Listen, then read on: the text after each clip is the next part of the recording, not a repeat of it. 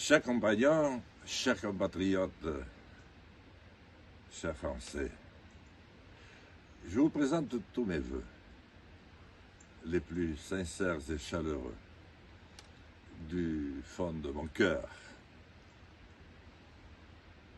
La santé, bien sûr, un brin de réussite, mais je voudrais ajouter un autre élément, c'est d'avoir le moral, de retrouver le moral, pas moral général, le moral pour chacune et chacun d'entre vous, ne serait-ce que de temps en temps, et au fond, de se dire que c'est pas si pire.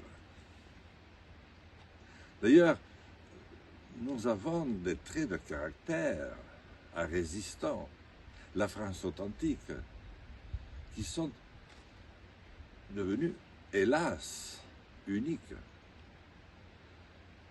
Nous n'avons pas peur de dénoncer telle ou telle forfaiture ou de nous attaquer par la résistance à des attitudes et des orientations qui sont fausses et néfastes.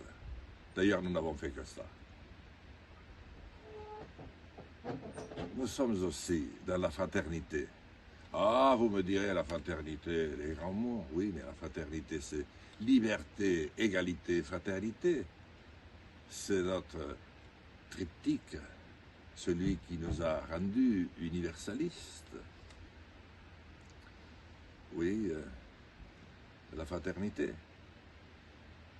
Et puis, nous avons aussi, peut-être pour nous, le sentiment que lorsque les temps deviennent durs, il faut retrouver la famille. La sienne, la propre famille, lorsqu'on a la chance, malgré la dureté des temps, de n'avoir gardé une.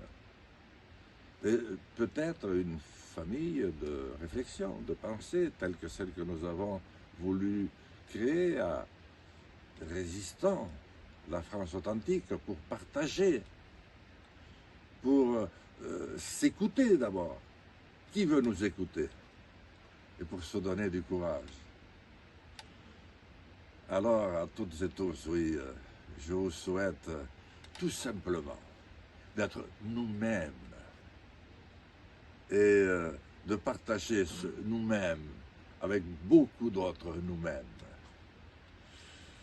Nous avons décidé de mener une nouvelle aventure.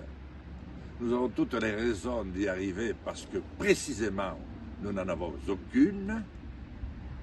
C'est les élections européennes de juin prochain.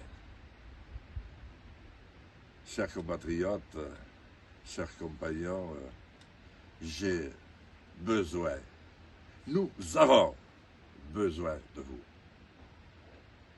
Bonne année et vive la France!